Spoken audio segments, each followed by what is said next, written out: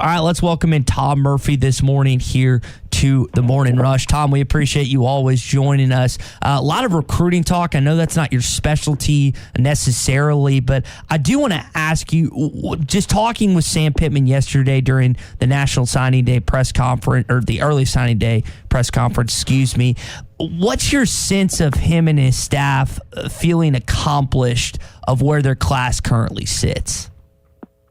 Well, they like who they got, and they like, their ranking was 20 in the composites, 21 by ESPN, and I think they added a ton of speed, and they got, depending on who you're looking at, they got between 3 and 5 4-star players, and the rest of them 3-stars, and you just hope you coach them up, and guys turn into Jalen Catalons and Trey Flowerses and Frank Ragnow's, and when they do that, you get a team of those guys and who believe in what they're doing, then you can accomplish things. And he did say on his radio show last night that, they know that their recruiting has got to be even better.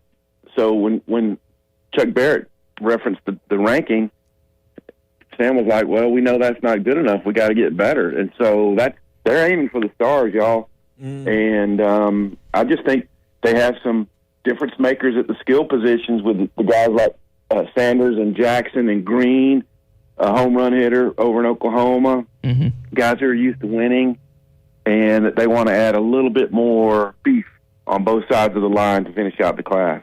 Tom, we asked this question yesterday, and I'll put this to you. Of the guys that you have a question mark if they're coming back on, I know you kind of have to do this off the top of your head, what position group do you think needed to be strengthened the most heading into 2021? I think you can point to different ones, but, the O-line, they've got to continue to get big guys, and as y'all were just talking about, guys who can leverage you, can have long reach and have sturdy bases, and that's why guys like Manuel, they think is going to turn into a good player. Terry Wells and the Cole Carson kid, who's Sam loves his hips, and so and he likes their feet. And when you have an agile big lineman like that, you can improve yourself. But I also think D-line is a huge deal. I mean, he mentioned how they need to get one pass rusher still out of this class, and to me, that was one of the biggest glaring issues in the stretch for Arkansas was they were not getting pressure on opposing quarterbacks, and it allowed them to pick apart the secondary in that zone that had been so good for them. Just one guy who can wreck a guy with his moves and get in and move the quarterback can make all the difference. And I think there's some guys on the current roster who have the capabilities. They have to keep improving. But just having a 6'5", 270-pound prototypical DN that can reach up and bat down passes and beat you with a variety of moves, they could use a handful of those. Tommy, was it Peters or Andrews that used to be a good basketball player? Jason Peters or Sean Andrews? Which one was? Jason Peters. Okay. Yeah. So Pittman yesterday during the press conference when he talked about Devin Manuel, Tom, you heard this, 6'9", one of the first thing he mentioned was his basketball footwork. So, Tommy, you brought this up before, how Peters, as big as he was also light on his feet. And you mentioned the importance of getting offensive line. It's important to have guys that can be I watched athletic. Jaden Williams out of Conway, who's going to Ole Miss, play the other night in basketball. So, yeah, I mean, Houston Nutt talked about that years ago, watching guys, particularly tight end and linemen that had good hands, particularly tight ends, good hands as post players, Tom. I mean, so that's not anything new. Watching guys play basketball that are offensive linemen and tight ends prospects. No, you got to be nimble. You got quick feet out there on the O-line. It gives you better capability to reset, to move your position, to pivot and respond to different moves. I mean, and if you're slow-footed and your hips don't roll very well, then you're working from behind against the guys that Arkansas goes against. They're going against the best DNs in the country. That they amass in the SEC and at Ohio State. and you got to have linemen like that to combat them. And that's why I spoke about Arkansas needs more of those defensive ends. So, that's where they are now. I mean, they really reloaded. I think at receiver, after going light on receiver this last year, and at DB, they got 5 guys, and you can see the body type, 6 foot, 6'1", guys who can play their nickel position, which is an extra safety, and just build depth there and adding speed to the entire roster. So, to me, it was one of those classes that suited a lot of their needs. It was well regarded, not super flashy, even though I really like the skill guys they got, the running backs out of Oklahoma. But finishing it out with some great O-line, D-line guys would be their goal. Yeah, I was just kind of looking where the players came from. 6 from Texas, 6 from Oklahoma, 4 from Arkansas, 3 from Georgia, 1 out of Mississippi, 1 from Missouri, 1 from Louisiana, and 1 from Florida. I think I got them all. Anything about that stand out to you? I know you'd like to see maybe more from Texas, but anything that says anything to you about 6 from Texas, 6 from Oklahoma, 3 from Georgia, 1 from Florida? Any message from that to you? Well, just that their regional stamp and that their presence in Oklahoma, and Bob wrote an entire sidebar about the Oklahoma deal. They just got some great kids out of there. And the D lineman, I mean, he's not a tall guy, but Solomon Wright out of Vian, Oklahoma, you look at his clips, and, man, he can blow by people. He's kind of like a smaller Jonathan Marshall that sometimes just totally whips the center and explodes into your backfield. But you see that. The Georgia presence with Jimmy Smith, the running backs coach, they got 3 from there. Not as many in Louisiana, which has always been a good state for Arkansas recruiting. And that's both the north part of the state and the southern part. Mm-hmm. Texas has always got to be good. When Arkansas is at its best, they have a strong, heavy presence in Texas. But I just think it shows hitting on each state, a bordering state, and kids who are regional kids who are familiar with the Razorback logo and can tell you about being tiny and watching Darren McFadden and Felix Jones and Matt Jones and that stuff. Yeah. 3 offensive linemen, 3 defensive linemen. I know Sam addressed this yesterday in his comments that they want to find another pass rusher, another offensive lineman, maybe in the portal to round this out with the ones they can push forward and that. So I know he commented on this, but any surprises that they didn't maybe get a 4th or maybe a 5th O lineman, knowing just kind of where their numbers are, their depth is, and just that this is a coach that believes in the toughness and the foundation of offensive line. Right. Well, yeah. I mean, you just thought they do want to wind up at 4 or 5 O linemen, and that's going to be a yearly goal. So I think that's where they're going to target. And the thing is the recruiting is such a fine art now that there's very few that fall through the cracks. So you're really, you're looking at JUCO talent and just maybe somehow guys just get overlooked. But they hit it hard, and they're going to continue to hit that O-line hard because when you project toward next year, who can help you? They got to get more talent that can push their starters. And who knows? I mean, you might get a Ty Clarity come back. I don't think you're going to get a Myron Cunningham to come back. But then hopefully Noah Gatlin will wind up being okay.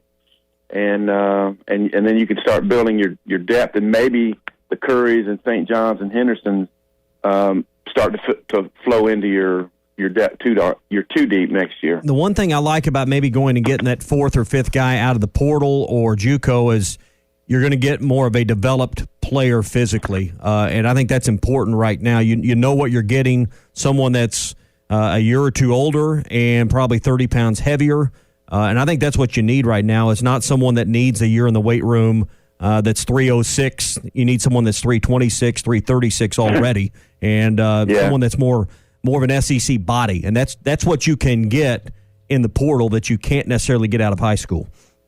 Yeah, I mean, take a Xavier Kelly, for instance, a guy who finished up at Clemson, who got into your depth. I mean, he wasn't just a complete difference maker, but he certainly helped on the depth at D-tackle this year. You think about a guy like that. I mean, Trent Gordon comes in, the transfer from Penn State, and they wound up with their depth at cornerback severely being tested after McClellan and Jacobs opted out, and Monteric Brown got dinged up, and so a guy like Gordon will help them. But yeah, you're right. I think an experienced guy on the defensive line would be a huge get for the Razorbacks as they close this class out. We're talking with Tom Murphy here on the Morning Rush. Tommy mentioned the different variety of players, whether it's Texas, Oklahoma, Florida, Georgia. Sam Pittman kind of has not only just the Arkansas kids that know him, but he's got that national recruiting base in the right word, but he's got the reputation. That's a better word. With Arkansas not having a good in-state class this 2021 class, how important is it for Sam Pittman and this Arkansas football program that he does have not just a local reputation, but a national reputation with high school football recruits? Yeah, you want to be able to secure your own borders the best you can, and they didn't quite get that done this year, but I think because of who he is and how he relates to parents and players, that's only going to strengthen in the coming years. But then you want to be able to cherry pick. I mean, you want to go get a Frank Ragnow out of Minnesota, or a Denver Kirkland out of South Florida, or a Dan Skipper out of Colorado. And I think his reputation is going to allow them to do some of that. And you heard a lot of the guys, they all recorded these little videos they put up on Twitter talking about wanting to come in and how Sam Pittman has changed the program and the culture, and they want to be a part of that. And I think that's only going to grow and multiply in the coming years. We're going to have linebacker Christopher Paul Jr., his nickname Pooh. He's going to join us at 8 o'clock this morning. But you bring that up, Tom. I want to play this clip from Cole Carson. It's been at the top of our open. Here's what he had to say about Sam Pittman yesterday. Cole Carson, I'm coming to you from Cudahy, Texas. I'm here to tell you all today that the reason I chose the great state of Arkansas to come to be my college home is for the man himself, Coach Pittman. Man, he's just a genuine person, and I'm ready to be able to go into war with him by my side. Well, that's all I got to say now, Fayetteville. I'll see y'all when I get there. Woo! Pig Suey! Tom, I want to top up, and you love hearing that. You love hearing the excitement from Cole's voice. I want to top off the interview with this, man. We opened the show talking about how Chad Morris was able to really, and it was really the second class that he brought in a solid, tight recruiting class, but Pittman stacked up too, but it was the transition from recruiting to coaching that didn't translate. Based on what you've seen from this first season under Sam Pittman and his staff, what's your belief percentage that they're going to get this thing going with the recruits they've got, with the classes they brought in, and hopefully restore Arkansas football back to normal? Well, it's pretty strong, and it is because you look at their game plan. There was a couple of teams that they just could not get them slowed down. Florida, A&M, Alabama come to mind. But otherwise, they should have won the Auburn game on the road. Okay, that's a team that's been up at near the top of the West for a while. And Arkansas, in this first year under this staff, goes down there, puts together a good plan. They didn't tackle well in that game, but otherwise, it was a good plan, and their offense worked. When you think back on the Morris regime, they had a really nice plan against Alabama 2 years ago at home, the 65-31 game, where they threw it to the tight ends, and they really exploited. They made their linebackers' eyes lie to them, and they worked it. But otherwise, there wasn't a lot of really impressive game planning they did that took advantage of something throughout the game. This coaching staff, I think, adjusts on the run very well. They scout and game plan very well, and that will suit them. And then they're going to tailor their stuff to the talents of the guys they bring in. So these speed guys at running back and receiver, look for them to get tunnel screens and different things to get the ball in space to these guys' hands that make your game plans come to life. And so that's what I think these players are seeing. The parents and the fans are seeing a coaching staff that's agile with their planning and their in-game work, and is going to lead to more victories down the road. Tom, we appreciate your time as always, buddy. We'll talk about Arkansas's bowl game on Monday, okay, man? Sounds great. Y'all have a good week.